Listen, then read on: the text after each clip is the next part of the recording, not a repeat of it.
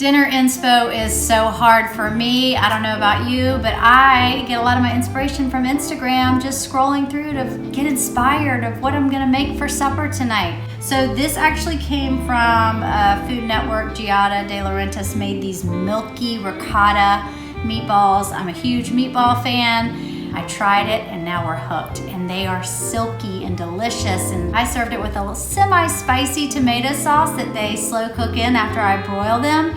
And then we serve it with an arugula salad, which is what she served it with, and I'm in love. So thanks, Giada, for the inspo, and here you go.